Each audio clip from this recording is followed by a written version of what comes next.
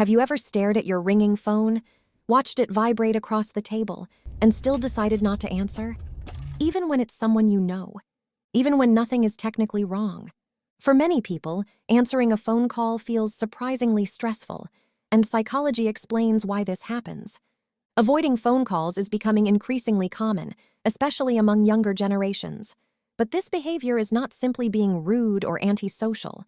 In many cases, it reflects anxiety, overstimulation, personality traits, past experiences, and even the way modern technology has changed communication. Today, we're exploring the psychology of people who avoid attending phone calls and what this behavior secretly reveals about the human mind. One of the biggest reasons people avoid phone calls is anxiety caused by unpredictability. Text messages feel safe because they give us time to think, time to edit, time to respond carefully, but phone calls happen in real time.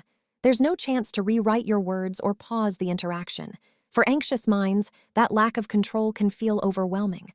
Psychologists call this social evaluation anxiety, the fear of being judged while speaking spontaneously. People begin overthinking simple things like, what if I say something awkward? What if there's an uncomfortable silence? What if I sound nervous? So instead of answering, they avoid the call completely. And strangely, this avoidance gives temporary relief, which trains the brain to keep avoiding calls in the future. The more someone avoids phone calls, the more stressful phone calls become. Another major reason is mental overstimulation. Modern life constantly floods the brain with notifications, messages, videos, and information. A phone call feels intrusive because it demands immediate attention and emotional energy. Unlike texting, calls interrupt whatever the person is doing. The brain suddenly has to process tone of voice, think quickly, regulate emotions, and maintain conversation all at once. For introverts especially, this can feel exhausting. And contrary to popular belief, introversion is not shyness. Introverts simply recharge differently. Real-time social interaction can drain their mental energy faster. That's why some people see a call and think, I just don't have the energy for this right now. Not because they dislike the caller, but because their brain already feels overloaded. There's also a strong connection between phone avoidance and the need for control. Texting allows people to communicate on their own terms. They can choose when to respond and carefully control the conversation. Phone calls remove that control instantly. The conversation can go anywhere. The other person may ask unexpected questions. The interaction might last much longer than expected. For people who feel psychologically safer when situations are predictable, this uncertainty creates stress. That's why many people feel relief when someone stops calling and sends a text instead. Because now the interaction feels manageable again. Sometimes avoiding phone calls goes deeper than personality or preference. It can also be connected to past emotional experiences. People who grew up in highly critical or stressful environments may subconsciously associate speaking with anxiety.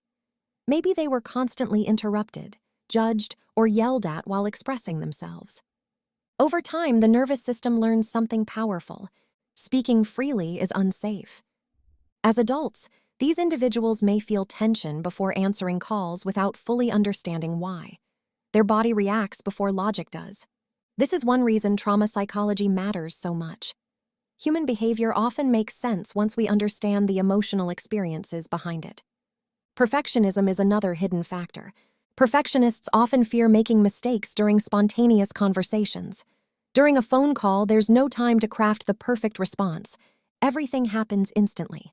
And after the call ends, they may replay the conversation repeatedly in their head, wondering if they sounded awkward or unintelligent. So eventually, avoiding calls feels easier than dealing with the mental exhaustion afterward. Technology has also changed human psychology dramatically. Years ago, phone calls were one of the main ways people communicated. But today, texting and social media dominate daily interaction. As a result, many people simply became less comfortable with live conversations. The brain adapts to whatever communication style it practices most. If someone spends years mostly texting, phone conversations may start feeling unfamiliar and stressful. In psychology, this is called behavioral conditioning. The less people talk on the phone, the less natural it begins to feel. But here's the important part. Avoiding phone calls occasionally is completely normal. It only becomes unhealthy when avoidance starts affecting relationships, work, opportunities, or mental well-being. Because excessive avoidance strengthens fear. Psychologists often explain that anxiety grows when we continuously escape uncomfortable situations. The brain starts believing the situation must truly be dangerous. That's why gradual exposure helps. Answering one short call, calling back for 30 seconds, practicing conversations with trusted people. Each small success teaches the brain something important. This situation is uncomfortable, but not dangerous. At the end of the day, people who avoid phone calls are not necessarily rude or antisocial. Sometimes they're anxious, sometimes emotionally exhausted, sometimes overwhelmed in ways others cannot see. Human behavior always has a deeper psychological story behind it. And maybe the next time someone declines your call, it's not rejection. Maybe their mind is simply trying to protect its peace in the only way it currently knows how. If you enjoyed this video, subscribe for more psychology content exploring the hidden patterns behind human behavior. And tell us in the comments, do phone calls make you anxious, or do you actually prefer them over texting?